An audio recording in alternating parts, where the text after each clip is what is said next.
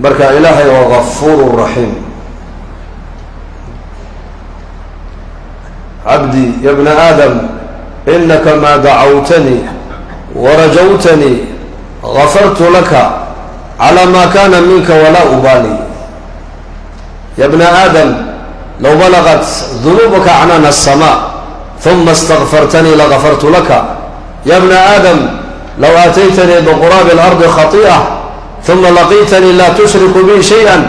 لقيتك بمثلها مغفرة. حديث القدس ومعني سوها وكي إلهي عز وجل إن نقولها إنا آذنو هذا الأدوغ آذي بريسد ودانيك بريسد انت آذي بريسد الرجينيسد إذي من لدهي معناها يقين أن لدهي وكل صوتهي دنبك كستو أو كاد عينتو دوني هلا كابه وآبيالي ما يوان كاد دافبا إلهي كايلي هذا دولوب تادو أي قادة إلهي فتك هذي قادة فتك هذا دولوب تادو أي قادة ودمدافع دي ودي ستنا وكود مدافع يادا إلهي كلي هاي هذا مالك قيامها الرجل مجد وقفا وتعادلت ماضو لكن هذه تمادد أدقوا أني شريك يلين وعبادته إذا عدك لها كل النادي تمادنا دروبتا الله تمد انت إلا اكتهي إلا اقود المدافع كله من بإلهي كلية ورحمتي وسعت كل شيء. حريص إلهي وكبر لنا دروبتا آية القرآن كان قل يا عبادي الذين أسرفوا على أنفسهم لا تقنطوا من رحمة الله. سبب النزول كيغا وحيكون سودكتي وصحابة رسول الله صلى الله عليه وسلم في مسند الإمام أحمد رحمه الله وحو ليهي وحشي نكي النبي محمد أدير كيد لحمزة نكي النبي آية أي أسودكتي سوء التوبة كانوا دين الإسلام كأسودلو هلوم مجرس كوة دقيقو آية القرآن كان صحابة كأسودكتي جيل كوغوري إلهي ويرو كل يهي يا عبادي الذين أسرفوا على أنفسهم كل اللي فوق كحد قبيو مرنا إلهي نحارستي ساكب وسنين صومر كل ليهي وكل الشرك الصومرين وياه وكل الجاهلية الصومرين وياه وكل قاركون انت هب سوقاتين أي نبي محمد بقال لك نوري مادين وياه رقص آياتها القرآن كرقي أهرية كسو دقيان إنك معها إنكم ضد مسلمين عنها أولغا ومسلم أيضا ومسلمات بدقت كسوجة ومسلم إلى أولغا وبضا بين أبترسين تأتكوه كيسيسا ومسلم ولكن آيات القرآن كسبب النزول صحابة رسول الله بكسو دكتور وقفوا الرئيس سماها رقع كسو دكتور إليه يا عبادي الذين أسرفوا على أنفسهم يا وحرف النداء إلهي بقول يري أوكله الضومين اللي فوق كوحد قد بيو مرنا الرحمة إلهي كبقوا سنيني إلهي عز وجل نحريستي الصلاة بلارنتهي دروب تودن إلهي ودافع يا الصون نقدر الرجل ليهي والرجل قال لماذا الصومرين وياه والرجل الشركة الصومرين وياه والرجل قال كل انت عرسوا أبابولين أي نبي محمد قال لك له الإيمادين عمر بن عاص باكمدا إكرمة بن أبي جهل باكمدا خالد بن الوليد باكمدا وحشي باكمدا عمر بن الخطاب باكمدا مالنت عمر بن الخطاب ودون يقول الصو إسلامه وحوصوا السعودي النبي محمد القبة كسوجه عمر مالنت إسلامي سيفتي سيدو سوجيني قارتي ومكة لجوغا مكة ترى المسلمين تمركا وحا قياسي أيهم دوري صدق قفوا كل يوم المسلمين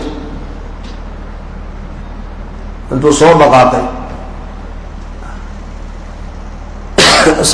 سعد بن أبي وقاص رضي الله عنه عمر كان مسلمي وإسلام لماذا قرصنا يا عمر كان بقايا عمر لين لقى بقبوها أي أركع عمر وسيفتي جاني قال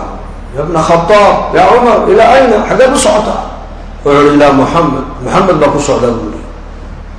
هم حتى دوني محمد أما إساقا أما وأني قولي لوضع مدن برنامج هدوك الجوغي يقولي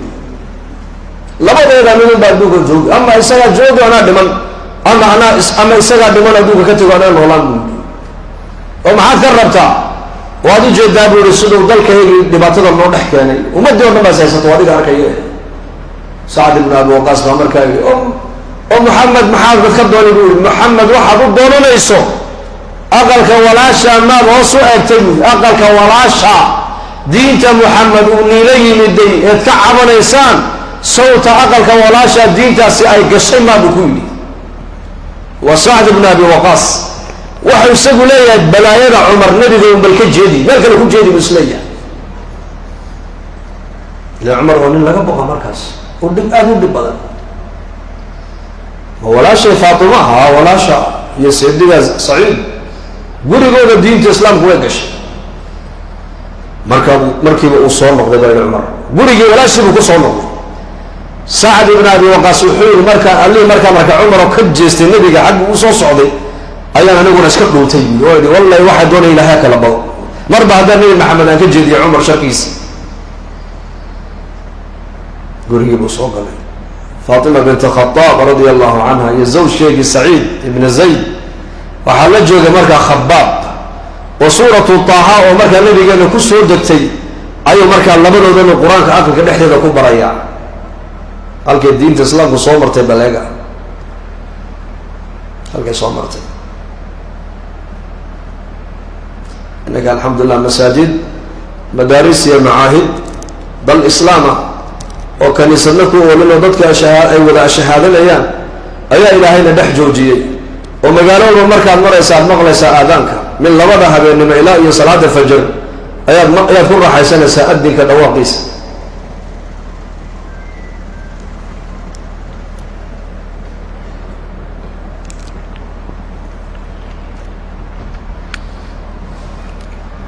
عمر ولا شيء مقنع وربا كسو غاره او maxay yahay war diinteeni baad ka baxday yaa ku sheegay wala ii sheegay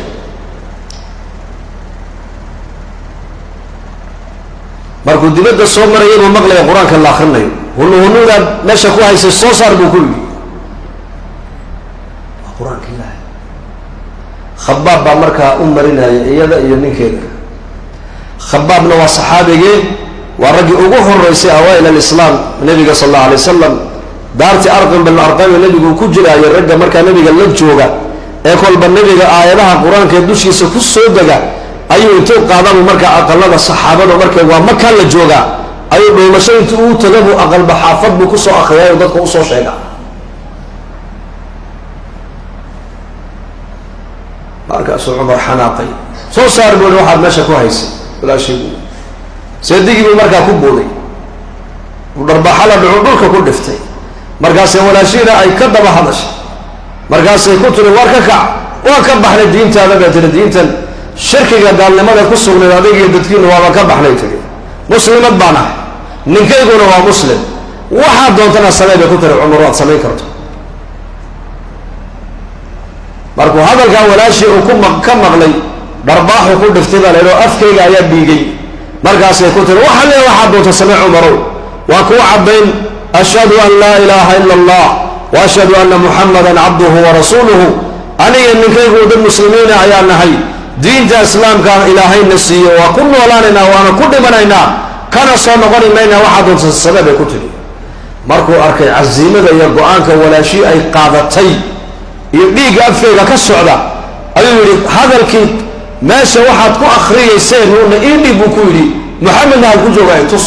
markaa bay ku tiri ku dhibi maayay ku tiri wa kalaamka ilaahay weeyaa kalaamka ilaahay adiga najaas baa tahay nin mushrika oo najaas ayaato ku dhibi maayay bay ku tiri markaas indhi buurina islaamnimada bartoon arkaan rabaaya kula arkay hadalka markay ka maqashay ay aragtay Umar oo isbedelo qalbigiisa naxariis ku soo degtay ayay ku tiri nin mushrika oo najaasa ilaahay kalaamkiisa loo dhibi maayo la yamassuhu illa almutahharun orada horta soo meelo soo weysa qaado dadna markaas Umar soo qubaystadan la yiri dadna markaas harigii marka uu ku qorna quraanku ayay u dhiibtay Umar ibn Khattab min magaala ayuha suratu Taha bu akhriyay طه ما أنزلنا عليك القرآن لتشقى إلا تذكرة لمن يخشى تنزيلا ممن خلق الأرض والسماوات العلى الرحمن على العرش استوى له ما في السماوات وما في الأرض وما بينهما وما تحت الثرى إلى أواخر كذا آياتها أهر سورة طه أي عمر بن الخطاب بشي سلقوا أخري إساق آخر سنة إلا انت أنا كقوم يسمانا تاني إشيسا مرأة اللي يمركم عمر للميبو يري والله هذا البشر ماها هذا البني آدم وكوها الله ما هنا محمد يجي عليه الصلاة والسلام خباب رضي الله عنه عمر كان ميل كله من الله قرنا ayaa mar alle markuu maqlay cumar bnu khataab oo lilmaynaya kuna dhawaaqay oo le ayna muxamed ayna muxamed muxamed mee iigay isagoona markuu maqlay ayuu soo baxo markaa buu ku yidhi abshir yaa cumar bishaarayso ducadii nebi maxamed habeen hore khamiistii uu ducaynayey aday ducadii kugu dhacdeen bishaarayso buu ku yidhi waa maxay ducadaas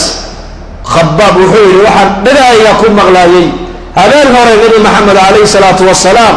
oo saacadihii dambe ku ducaynaya oo leh ilaahu labada cumar midkood diintan islaamka ilaahu ku cizayo kor ugu qaad allahuma aciza alislaama biaxad alcumrayn cumar bnu khataab radia allahu canhu iyo camar bnu hishaam waa labada nin ee quraysh ugu raganimada badnayd weeyaan ugu geesisanaa weeyaan ugu raganimada adkayda ugu qalbiga fiicnaa bay ahaayeen baa layidhi markaasuu nebi maxamed uu leeyahay ilaahu labada cumar midkood diintan islaamka ilaahu ku cizayo ku quuyo kor ilaahu diinta ugu qaad